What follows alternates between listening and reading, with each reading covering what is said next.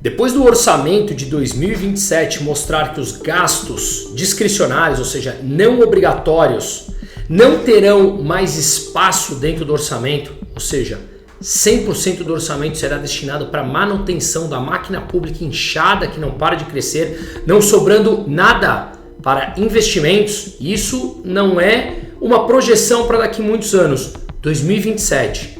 Agora, o Tribunal de Contas da União chamou a equipe econômica do governo para apontar risco nas medidas parafiscais. O que é isso? Aqueles gastos que deveriam passar por dentro do orçamento, mas o governo dá um jeitinho de colocar fora do orçamento. Assim ele não entra na regra do arcabouço fiscal e o governo engana a todo mundo. Só que a dívida pública continua crescendo. Como isso está acontecendo, o que implica esse relatório e mais, como podemos tomar ações para que nós possamos nos proteger ou, em meio ao caos, tirarmos vantagem disso tudo, vamos entender mais detalhadamente sobre isso.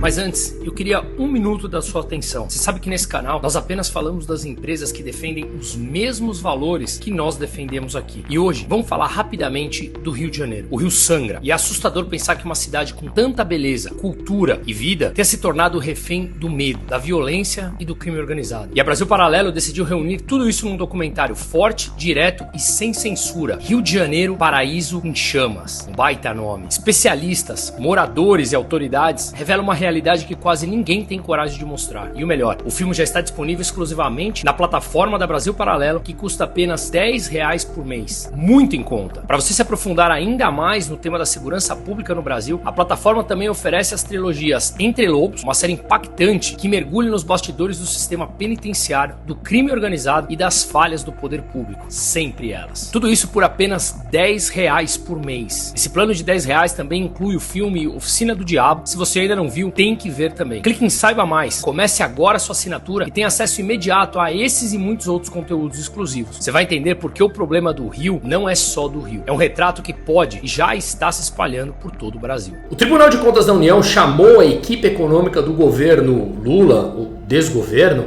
para apontar os riscos das medidas parafiscais. Isso aconteceu no relatório preliminar do Tribunal de Contas da União, em que ele apontou práticas do governo atual que podem comprometer a estabilidade econômica do país. Algo que a gente vem falando ao longo dos últimos 2 anos aqui, repito o que eu sempre falo, sem genialidade alguma, apenas conhecimento básico de qualquer funcionamento econômico. Essa auditoria ela foi autorizada em dezembro do ano passado, de 2024, pelo próprio presidente do TCU, o ministro Vital do Rego Filho, que ele identificou ações irregulares, como o uso de recursos públicos, e alertou para o risco dos descontroles nas contas da União, sem novidade alguma. Mas o que chama atenção é que o próprio TCU agora está falando o óbvio e está sendo noticiado por jornais importantes. Basicamente, o que o TCU está falando é que houve e há financiamento e a execução de gastos com o dinheiro do pagador de imposto fora do orçamento, ou seja, recursos extra-orçamentários. Vamos lembrar que o arcabouço fiscal, criado por esse próprio governo, substituiu a regra do teto de gastos, que veio desde a época do governo Temer, que não permitia que os gastos públicos crescessem no ano seguinte acima da inflação do que foi os gastos no ano anterior. Esse governo, obviamente, como queria gastar muito mais, derrubou a regra do teto de gastos e impôs um novo arcabouço fiscal. Arcabouço esse que permite que o governo gaste até 2,5% acima da inflação do que foi gasto no ano anterior, fazendo com que os gastos, obviamente, crescessem de uma maneira exponencial e, consequentemente, o endividamento público, que leva à desvalorização da moeda, ou seja, inflação, deterioração do poder de compra da população, que é basicamente o que nós estamos vivendo. Hoje, por exemplo, o IGPM saiu e está 8,5% nos últimos 12 meses, um índice geral de preços do mercado. Ou seja, estamos realmente num processo de deterioração do poder de compra. Portanto, esse arcabouço fiscal, quando foi implementado, Nós tivemos a oportunidade de analisar num vídeo nesse canal e tantos outros, que ele foi uma regra que nasceu morta, justamente por não conseguir conter o crescimento dos gastos públicos, porque estava entrando um governo populista que obviamente precisa manter a sua popularidade através dos gastos públicos, através do endividamento. Só que as consequências chegaram. Como eu sempre falo, esse não é apenas o Lula 3. Esse é a consequência, o resultado de praticamente 25 anos de um país governado por um mesmo partido que tem a corrupção como centro do seu poder. A manipulação e a mentira também, gastando o dinheiro dos outros, tomado de maneira forçada via impostos, para distribuir, para comprar votos, seja de parlamentares, como já vimos em Petrolão, em Solão, seja da própria população, comprando votos pelo estômago, mantendo as pessoas minimamente alimentadas, mal e porcamente alimentadas, mas dizendo que eles estão lutando pela população. Graças à informação descentralizada, esse tipo de crença vem caindo e a popularidade do governo atual está nas mínimas. E eu ainda me questiono como há alguém que o apoie, mas de qualquer maneira também é compreensível, dada a manutenção dessas pessoas na linha de pobreza, na linha de falta de conhecimento, como uma arquitetura do projeto de poder deles. Mas voltando aqui, quando o governo criou então esse arcabouço, antes disso, no primeiro mês de governo, ele criou também uma PEC que permitiu que o governo gastasse 200 bilhões de reais, o que aumentou o endividamento público, mas como a nova regra, o arcabouço fiscal novo, ainda não estava valendo, porque não havia sido votado, significa que eles aumentaram os gastos em 200 bi, ou seja, aumentaram o endividamento e não entrou na regra do arcabouço porque ele ainda não existia. Então, estrategicamente, aprovaram esses gastos de 200 bi para chegar no governo já gastando. E é mais ou menos isso que o TCU, o Tribunal de Contas da União, está apontando nesse relatório. O documento foi apresentado na quarta-feira, dia 23 da semana passada, em audiência pública, e foi publicado pelo Estadão. Mas em que consiste basicamente isso? Vamos entender de maneira objetiva. Basicamente, é a aplicação de dinheiro do pagador de imposto, que eles cismam em chamar de dinheiro público. Dinheiro público é algo abstrato, não, é o seu dinheiro, é o meu, é o nosso dinheiro, o dinheiro do pagador de imposto, tomado de maneira forçada daqueles contribuintes, que também não são contribuintes, porque você não contribui voluntariamente. Vamos dar nome aos bois para não cair na narrativa de achar que é bonitinho contribuir quando você faz justamente porque você é forçado a, não porque você acredita que o teu dinheiro terá um bom destino. Pois bem, a aplicação do dinheiro do pagador de imposto na concessão de crédito sem controle orçamentário. Basicamente, o uso de fundos privados ou entidades para financiar políticas que ficam fora do orçamento. O TCU também apontou a falta de transparência na administração desses fundos privados que acabam recebendo dinheiro público. Pois bem, vamos aos exemplos práticos então apontados pelo TCU que já tivemos a possibilidade de analisar aqui. O primeiro, nós já falamos da PEC do estouro, o governo gastando 200 bi antes da regra fiscal ter sido implementada, o que já de cara aumentou o endividamento. Mas o relatório da TCU está de olho basicamente em alguns pontos principais e eu peço a sua atenção aqui em relação a isso. A gente fala muito no grupo que nós temos dos membros da minha comunidade Liberdade Sem Fronteiras. Lá a gente fala de economia, de política, eu participando em tempo real o dia inteiro, os bastidores dos documentários que já fizemos e os próximos que virão, acompanhando nos países em loco as mudanças políticas e econômicas.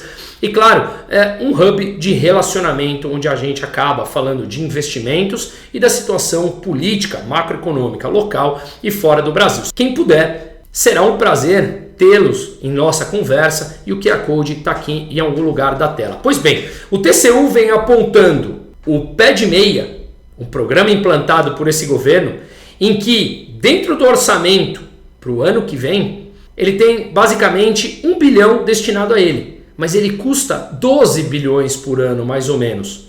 Da onde vem esse dinheiro? Basicamente, recursos de fundo privado criado pelo governo que coloca o dinheiro dentro desse fundo sem autorização da lei orçamentária da União, sem autorização do orçamento.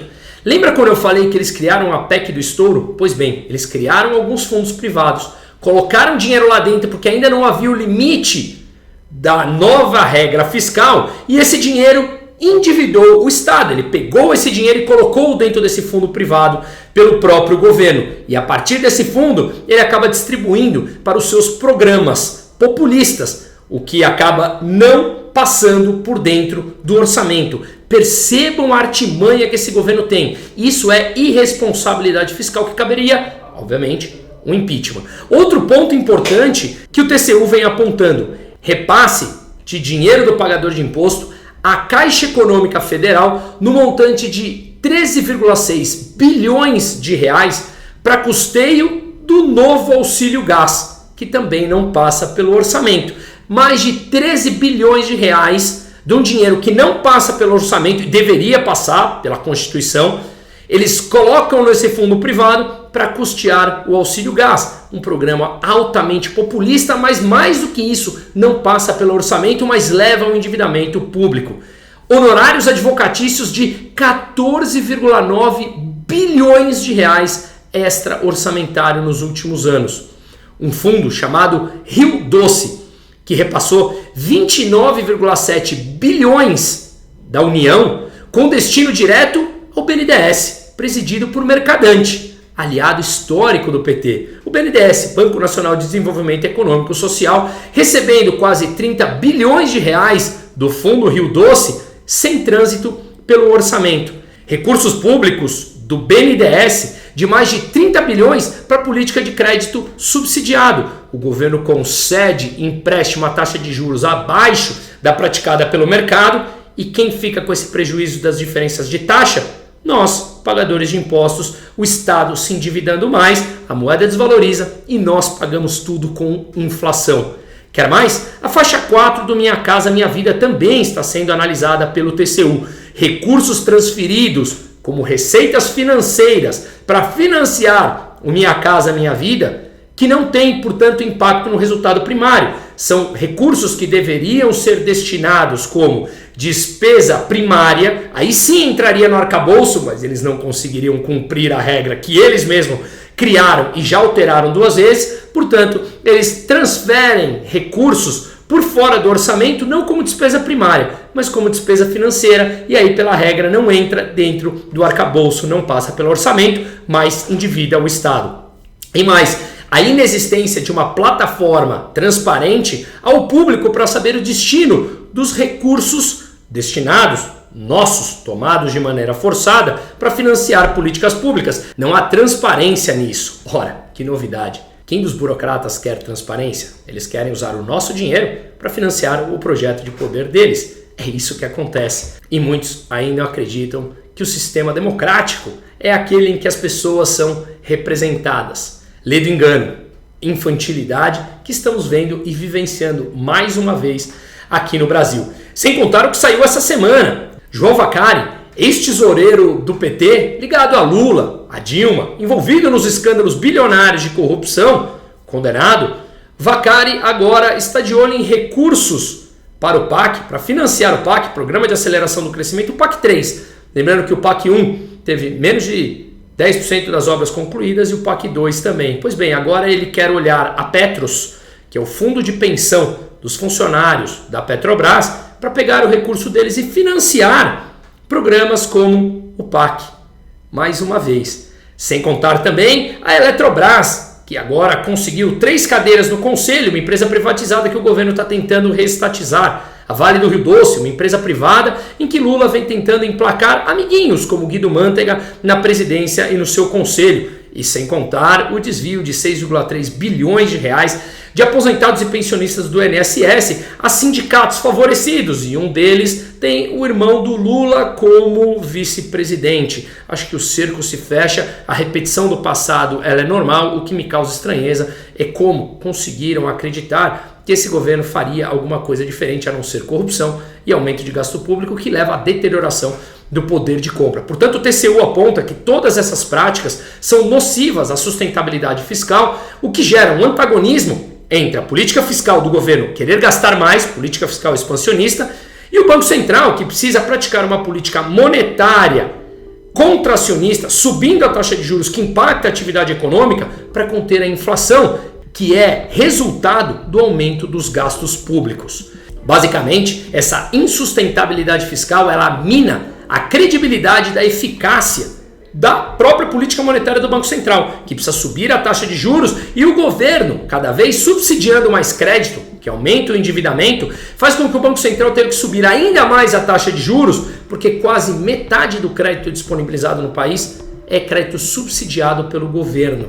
Significa que a taxa de juros precisa ser mais alta para conseguir contemplar todo esse crédito disponível, sendo que quase metade é crédito subsidiado, incentivo ao consumo. Precisa subir a taxa de juros para conter mais ainda a inflação. E o segundo grande ponto é o aumento do endividamento. Endividamento maior leva a juros maiores para conter a inflação. Uma moeda desvalorizada, que é a inflação, leva a fuga de capitais e, portanto, aumento de juros estruturais que dificulta a atividade empreendedora, atividade econômica no país como um todo, que tem como pano central e principal ponto os gastos públicos exacerbados através desses pontos e tantos outros que o TCU agora está apontando. Vamos lembrar que o endividamento é um indicador de solvência e o próprio FMI vem fazendo projeções que a dívida no Brasil deve atingir 92% do PIB em 2025. A média dos países emergentes está na casa dos 73%. E o próprio FMI falou que em 2027, isso é uma matemática, a continuar nessa projeção de aumento de gastos, a dívida pública atingirá 99,5% do PIB em 2027. Isso significa mais inflação, menor poder de compra com a nossa moeda, justamente porque alguém mais endividado precisa pagar taxas de juros maiores para conseguir atrair capital. E por que atrair capital? Porque o governo gasta mais do que arrecada, precisa se endividar para pagar os seus gastos correntes. Totalmente oposto do que Milei faz na Argentina, que foi como remédio central olhar os gastos públicos, conter e diminuir o tamanho do Estado. Portanto, diferente de lá, nós temos um governo que continua achando que gasto público melhora a qualidade de vida das pessoas. Não, ele compra as pessoas que não sabem refletir o que está por trás das cortinas. No fundo, todos pagamos com mais inflação. E quem tira vantagem disso é o governo, onde ele consegue arrecadar mais em um cenário inflacionário. E uma parte do que ele já tomou de você de maneira forçada, ele distribui uma fração disso para manter a população comprada. Esse sempre foi o PT. Espero que estejamos em um momento de ficar mais claro isso. Seguimos.